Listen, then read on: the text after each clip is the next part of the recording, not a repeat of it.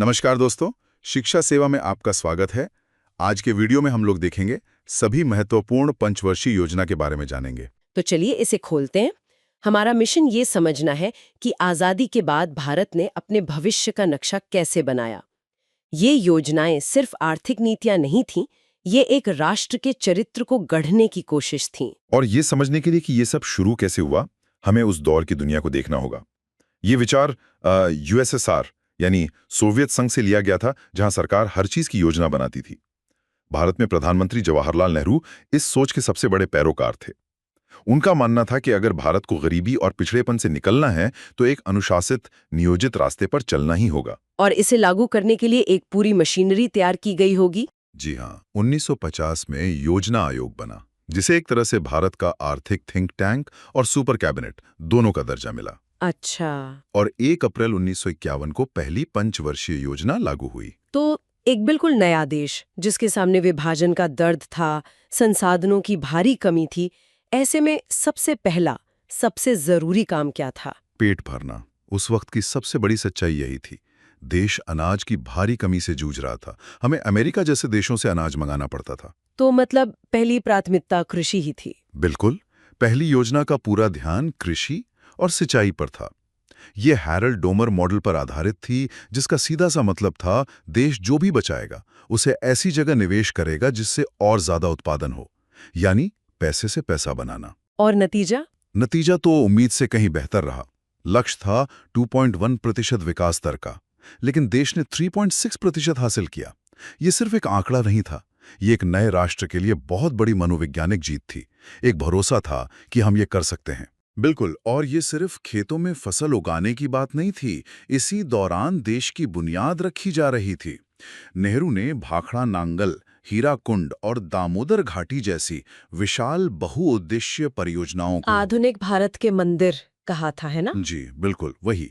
ये सिर्फ सिंचाई के लिए बांध नहीं थे, ये बिजली पैदा करने, बाढ़ को रोकने और लाखों लोगों की जिंदगी बदलने का वादा थे। मुझे ये बात हैरान करती है। एक तरफ देश खाने के संकट से जूझ रहा है और शिक्षा उसी सेवा वक्त यूट्यूब हमारे चैनल में आपका स्वागत है। योजनाकार विश्वविद्यालय अनुदान आयोग यानी यूजीसी और इंटीग्रल कोच फैक्ट्री जैसी चीजों की नींव रख रहे हैं। हाँ, ये जबरदस्त दूरदर्शिता दिखाता है कि पेट के साथ साथ देश के दिमाग और रफ्तार की भी फिक्र थी। ये बहुत जरूरी बात है। विकास को एक समग्र रूप में देखा जा रहा था। 1952 में सामुदायिक विकास कार्यक्रम शुरू हुआ, जिसकी सोच थी कि विकास दिल्ली के दफ्तरों से नहीं बल्कि गांवों की भागीदारी से होगा। फिर 1953 में यूजीसी बना ताकि उच्च शिक्षा की गुणवत्ता सुधरे। ये सब एक मजबूत नींव बनाने की तैयारी थी। तो पहली योजना ने देश का पेट भरने की नींव रखी। एक बार जब ये भरोसा हो जाए कि आपके पास खाने को अनाज है, हाँ, तब आप बड़ी चीजों के बारे में सोचते हैं। हाँ बिल्कुल। तो क्या यही सोच थी दूसरी योजना के पीछे, जिसने सीधे भारी उद्योगों पर एक बड़ी छलांग लगा दी? आपने बिल्कुल सही नब्ज पकड़ी है। ये एक बड़ा वैचारिक बदलाव था। ये प्रसिद्ध नेहरू महालनोबिस रणनीति पर आधारित थी। हाँ। पीसी महालनोबिस एक ब्रिलियंट सांख्यिकीविद थे। उनका तर्क सीधा था, अगर आपको लगातार केक बनाना है तो दूसरों से केक खरीदने के बजाय पहले अपना ओवन बनाना होगा। अच्छा। ये स्टील प्लांट, ये भारी मशीनें बनाने वाले कारखाने भारत के अपने ओवन थे। ये एक धीरज का दांव था। तो ये सिर्फ एक आर्थिक मॉडल नहीं था, बल्कि एक राजनीतिक और दार्शनिक बयान भी था कि भारत पश्चिम के उपभोक्तावाद के रास्ते पर नहीं चलेगा, बल्कि पहले अपनी बुनियाद मजबूत करेगा, भले ही इसमें आम लोगों को शॉर्ट टर्म में फायदा ना दिखे। एकदम सही। और इस सपने को पूरा करने में दुनिया भी साथ आई। जर्मनी की मदद से ओडिशा में राउरकेला स्टील प्लांट बना, यूएसएसआर की मदद से छत्तीसगढ़ में भिलाई और ब्रिटेन की मदद से पश्चिम बंगाल में दुर्गापुर। ये सिर्फ कारखाने नहीं थे, ये नए भारत के औद्योगिक तीर्थ बन गए। और विकास दर वो कैसी रही? विकास दर का लक्ष्य 4.5% था और हम 4.2% तक पहुंचे, जो लक्ष्य के बहुत करीब था। लेकिन क्या सारा ध्यान इन बड़े बड़े कारखानों पर ही था, या गांव और आम आदमी भी इस तस्वीर में कहीं थे? नहीं, संतुलन बनाने की पूरी कोशिश की गई। शिक्षा सेवा यूट्यूब एक तरफ विशाल उद्योग लग रहे थे तो दूसरी तरफ विकेंद्रीकरण पर भी जोर था। 1958 में खादी और ग्रामोद्योग बोर्ड बना ताकि छोटे उद्योगों को सहारा मिले। और 2 अक्टूबर 1959 को राजस्थान के नागौर में पंचायती राज की शुरुआत हुई। ये एक ऐतिहासिक क्षण था। जो सत्ता को दिल्ली से निकालकर गांव तक ले जाने का वादा करता था। और हाँ, उन बड़े उद्योगों को चलाने के लिए इंजीनियर कहाँ से आते? बिल्कुल सही सवाल। इसीलिए कानपुर, दिल्ली, मद्रास और बॉम्बे में आईआईटीज की स्थापना भी इसी दौरान हुई। और यहाँ से कहानी में एक बहुत मुश्किल मोड़ आता है। तीसरी योजना यानी 1961-66, इसे भारतीय नियोजन के इतिहास की सबसे असफल योजना कहा जाता है। जी। लक्ष्य था 5.6% की विकास दर का, लेकिन हासिल हुआ सिर्फ 2.4%। ये सिर्फ एक आर्थिक विफलता नहीं थी, ये एक तरह से राष्ट्र के आत्मविश्वास पर चोट थी। जो सपना पहली 2 योजनाओं ने दिखाया था, वो टूटता हुआ नजर आ रहा था। ऐसा क्या हुआ? इस योजना पर एक साथ 3 तरफ से हमला हुआ। 1962 में चीन के साथ युद्ध ने हमारे संसाधनों और मनोबल दोनों को तोड़ दिया। फिर 1965 में पाकिस्तान से युद्ध हुआ, जिससे रक्षा खर्च आसमान पर पहुंच गया। और जैसे इतना काफी नहीं था, 1965-66 में देश ने सदी का सबसे भयंकर सूखा देखा। बाप रे, मतलब सब कुछ एक साथ? हाँ, विकास के लिए रखा गया सारा पैसा और ध्यान देश को बचाने में लग गया। और विडंबना देखिए, योजना का लक्ष्य था आत्मनिर्भरता, जो इन हालात में एक कड़वा मजाक जैसा लगता है। बिल्कुल। देश अनाज के लिए भी दूसरों पर निर्भर हो गया था। और इसी हताशा से 2 बड़े बदलाव निकले। पहला, हमें समझ आया कि हम हमेशा अमेरिका से अनाज की भीख नहीं मांग सकते। आत्मनिर्भरता सिर्फ उद्योगों में नहीं, खेतों में भी चाहिए। इसी जरूरत ने हरित क्रांति को जन्म दिया। और दूसरा बदलाव? दूसरा, पंचवर्षीय योजनाओं का आइडिया ही सवालों के घेरे में आ गया। सरकार को एक प्लान हॉलिडे यानी योजना अवकाश लेना पड़ा। लेकिन मुझे एक बात दिलचस्प लगती है। इस भयानक संकट के बीच भी देश भविष्य की तैयारी कर रहा था। स्रोत बताते हैं कि 1964 में यूटीआई और आईडीबीआई जैसे संस्थान बने। 1965 में एफसीआई और कृषि मूल्य आयोग की स्थापना हुई। मतलब एक तरफ घर में आग लगी थी और दूसरी तरफ आप भविष्य के लिए नींव भी खोद रहे थे। ये भारतीय व्यवस्था की एक खासियत दिखाता है। संकट कितना भी बड़ा हो, दूर की सोच कभी नहीं छोड़ी। सरकार ने सोचा कि विकास के लिए पैसा कहां से आएगा। 2 रास्ते दिखे। पहला, आम आदमी की छोटी छोटी बचत को बाजार में लगाया जाए। इसी सोच के साथ यूटीआई बना, जो एक तरह से भारत का पहला म्यूचुअल फंड था। और दूसरा रास्ता? दूसरा, नए कारखानों को लंबा चौड़ा कर्ज कौन देगा। इसके लिए एक स्पेशलिस्ट बैंक बनाया गया, आईडीबीआई। और एफसीआई और सीएसीपी तो सीधे सीधे सूखे के संकट की देन थे, ताकि भविष्य में अनाज की खरीद, भंडारण और किसानों को सही दाम की एक पक्की व्यवस्था बन सके। तो तीसरी योजना की नाकामी के बाद 1966 से 1969 तक 3 साल का योजना अवकाश रहा। इस दौरान लंबी योजनाओं की जगह शिक्षा छोटी सेवा छोटी YouTube चैनल में वार्षिक आपका योजनाएं स्वागत है। बनी। इस दौर की सबसे बड़ी घटना क्या थी? 2 बड़ी घटनाएं हुई। पहली थी मुद्रा का अवमूल्यन, डिवैल्यूएशन। अच्छा, इसे आसान भाषा में समझाइए। इसे ऐसे समझिए कि अगर पहले $1 5 रुपए का था, तो सरकार ने अचानक कहा कि अब से $1 7 रुपए का होगा। इसका नतीजा ये हुआ कि अमेरिका में बैठे किसी खरीदार के लिए भारत का बना सामान अचानक सस्ता हो गया। ये एक डेस्परेट मूव थी, ताकि किसी भी तरह देश का एक्सपोर्ट बढ़े और विदेशी मुद्रा आए, जिसकी उस वक्त सख्त जरूरत थी। और दूसरी घटना जिसने भारत की किस्मत बदल दी? हरित क्रांति। बिल्कुल। एमएस स्वामीनाथन के नेतृत्व में यह एक कृषि क्रांति थी। मेक्सिको से लाए गए ज्यादा उपज देने वाले गेहूं के बीजों ने चमत्कार कर दिया। पंजाब, हरियाणा और पश्चिमी उत्तर प्रदेश के किसानों ने रिकॉर्ड उत्पादन किया। बेहतर सिंचाई, उर्वरक और कीटनाशकों के इस्तेमाल से भारत धीरे धीरे अनाज के मामले में आत्मनिर्भर बनने की राह पर चल पड़ा। तो ये हमारी खाद्य सुरक्षा की बुनियाद बनी। जी हाँ। तो इस ब्रेक के बाद चौथी योजना यानी 1969-74 के साथ गाड़ी फिर पटरी पर लौटी। लक्ष्य था स्थिरता के साथ विकास, लेकिन इस बार सरकार का अंदाज कुछ बदलावा लग रहा था। हाँ, इस दौर में सरकार की भूमिका और ज्यादा मजबूत हुई। 2 बड़े फैसले लिए गए जो उस दौर की समाजवादी सोच को दिखाते हैं। पहला, 19 जुलाई 1969 को 14 बड़े निजी बैंकों का राष्ट्रीयकरण कर दिया गया।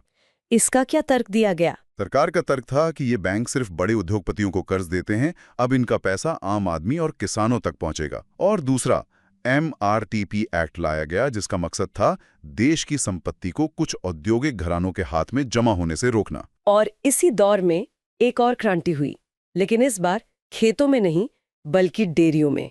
Operation flood. हाँ, वर्गीज कुरियन के नेतृत्व में हुई श्वेत क्रांति, जिसने भारत को दुनिया का सबसे बड़ा दूध उत्पादक बना दिया। इसने सहकारी समितियों के जरिए लाखों ग्रामीण परिवारों की आय बढ़ाई। अब आते हैं 5वीं योजना पर, जो 1974 से 78 तक चली। इसका नारा गरीबी हटाओ आज भी हमारी राजनीति में गूंजता है। क्या ये सिर्फ एक नारा था या जमीन पर भी कुछ हुआ? देखिए, विकास दर के लिहाज से तो ये योजना सफल थी। लक्ष्य 4.4% का था और प्राप्त हुई 4.8%। और नारे को हकीकत में बदलने के लिए कई कार्यक्रम शुरू हुए, जैसे न्यूनतम आवश्यकता कार्यक्रम, 20 सूत्रीय कार्यक्रम और काम के बदले अनाज योजना।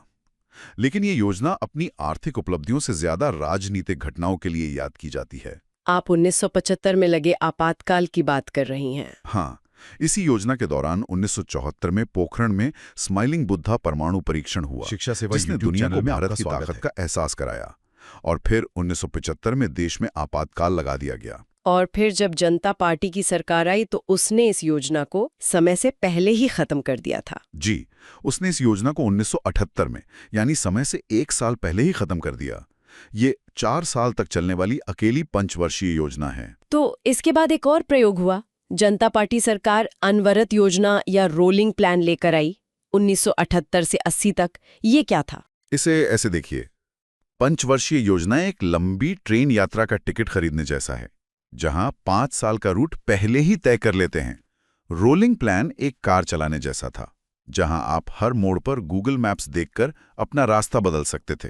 मतलब हर साल समीक्षा और हर साल नए लक्ष्य। जी, हर साल योजना की समीक्षा करना और जरूरत के हिसाब से अगले साल के लक्ष्य बदलना। आइडिया अच्छा था, लेकिन हमारी राजनीतिक व्यवस्था उस वक्त ऐसी लगातार रीराउटिंग के लिए तैयार नहीं थी। और ये प्रयोग भी ज्यादा नहीं चला। नहीं, 1980 में कांग्रेस की वापसी हुई और छठी योजना 1980-85 के साथ पुरानी व्यवस्था भी लौट आई। इस बार फोकस आधुनिकीकरण पर था। और ये योजना सफल रही। हाँ, ये एक बड़ी सफल योजना साबित हुई। लक्ष्य 5.2% था और हमने 5.7% की विकास दर हासिल की। इस दौर में संस्था निर्माण पर बहुत जोर दिया गया। 1980 में 6 और बैंकों का राष्ट्रीयकरण हुआ और 1982 में 2 बहुत महत्वपूर्ण बैंक बने, कृषि और ग्रामीण विकास के लिए नाबार्ड और भारत के एक्सपोर्ट इंपोर्ट को फाइनेंस करने के लिए एक्जिम बैंक। अब हम पहुंचते हैं 7वीं योजना पर, 1985 से 1990 तक। ये 1991 के आर्थिक सुधारों से ठीक पहले का दौर था, एक तरह से तूफान से पहले की शांति। ये 1985 से 1990 तक चली और इसका नारा था रोजी रोटी और उत्पादकता। सुनने में तो बहुत बुनियादी लगता है ना? इस दौरान कुछ बड़ी चीजें हुई, जैसे 1986 में स्पीड पोस्ट की शुरुआत हुई शिक्षा सेवा और यूट्यूब चैनल में उपभोक्ता आपका स्वागत है। संरक्षण अधिनियम आया। फिर 1988 में सेबी की स्थापना हुई और 1989 में जवाहर रोजगार योजना। और सबसे दिलचस्प बात, इस योजना का लक्ष्य था 5% विकास दर हासिल करना, लेकिन इसने 6.1% की दर हासिल की। मतलब ये एक सफल योजना थी। हाँ, लेकिन यहाँ एक बहुत महत्वपूर्ण बात है। जैसा कि स्रोत बताते हैं, इसे उदारीकरण की दिशा में पहला कदम माना जाता है। ये योजना इनपुट आउटपुट मॉडल पर आधारित थी। अब देखिए, इस सफलता ने एक अच्छी जमीन तो तैयार की, लेकिन इसके ठीक बाद देश एक बहुत बड़े आर्थिक संकट में फंस गया। एक मिनट, एक सफल योजना के बाद योजना में अवकाश, मतलब प्लान हॉलिडे, ये तो थोड़ा अजीब लगता है। ऐसा क्यों हुआ? हमारे स्रोत बताते हैं कि इसके पीछे 3 बड़े कारण थे। एक तो राजनीतिक अस्थिरता थी, फिर भुगतान संतुलन का संकट और खाड़ी युद्ध की वजह से तेल की कीमतों का बढ़ना, और इसी संकट के बीच 1991 में भारतीय मुद्रा का तीसरी बार अवमूल्यन किया गया, मतलब डिवैल्यूएशन। हाँ, और ये एक महत्वपूर्ण सवाल खड़ा करता है कि कोई देश ऐसे संकट से खुद को बाहर कैसे निकालता है। तो इसका जवाब आया जुलाई 1991 में राव मनमोहन मॉडल के रूप में। अच्छा, प्रसिद्ध एलपीजी सुधार। बिल्कुल, उदारीकरण, निजीकरण और वैश्वीकरण। इस दौरान कोई पंचवर्षीय योजना नहीं थी, बल्कि 1990-91 और 1991-92 के लिए 2 वार्षिक योजनाएं लागू की गईं। ये भारत की आर्थिक नीति में एक बुनियादी बदलाव था। तो यहां से बात सच में दिलचस्प हो जाती है। एलपीजी सुधारों के ठीक बाद आती है 8वीं पंचवर्षीय योजना, पीवी नरसिम्हा राव के नेतृत्व में, और इसका मुख्य फोकस मानव संसाधन विकास पर था। इस दौरान भी कई महत्वपूर्ण कदम उठाए गए। 1993 में प्रधानमंत्री रोजगार योजना आई। फिर 1 जनवरी 1995 को भारत विश्व व्यापार संगठन यानी WTO का संस्थापक सदस्य बना। 1995 में ही मिड डे मील योजना शुरू हुई। और 73वां और 74वां संविधान संशोधन भी लागू हुआ। हाँ, जिससे पंचायतों और नगर पालिकाओं को संवैधानिक दर्जा मिला।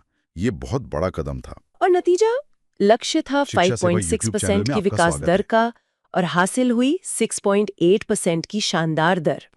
इसे सर्वाधिक सफल और हाईएस्ट ग्रोथ एरा भी कहा गया है। अगर हम इसे बड़ी तस्वीर में देखें तो इस योजना की सफलता 1991 के सुधारों के तत्काल सकारात्मक प्रभाव को दिखाती है।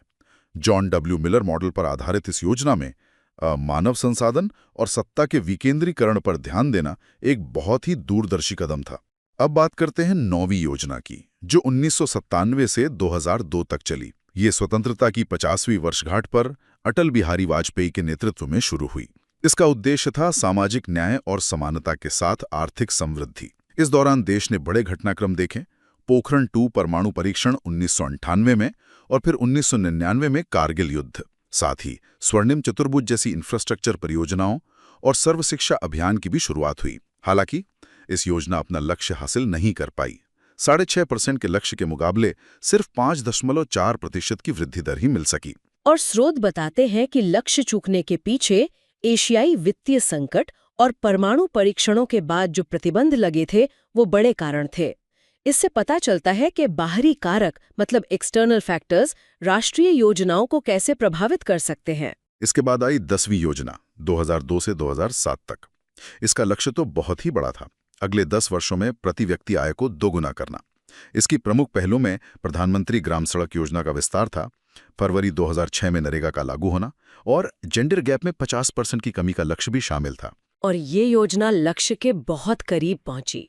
8% के लक्ष्य के मुकाबले 60.6% की वृद्धि दर हासिल हुई, जो उस समय तक की सर्वाधिक वृद्धि थी। वाह! इसमें एक नई विशेषता भी थी। पहली बार निगरानी योग्य लक्ष्य मतलब मॉनिटरेबल टारगेट्स तय किए गए। ये नियोजन प्रक्रिया में एक बहुत बड़ा विकास था। मतलब सिर्फ जीडीपी के आंकड़ों से आगे बढ़कर जवाबदेही की ओर एक कदम। अच्छा, तो 11वीं योजना जो 2007 से 2012 तक चली, मनमोहन सिंह के नेतृत्व में आई। इसका थीम था तीव्र और अधिक समावेशी विकास। इसमें शिक्षा पर मतलब साक्षरता दर 75% से अधिक करने पर, आजीविका पर जैसे नरेगा का मनरेगा बनना और स्वास्थ्य पर जैसे शिशु मृत्यु दर को घटाकर 28 करना, इन सब पर विशेष ध्यान दिया गया।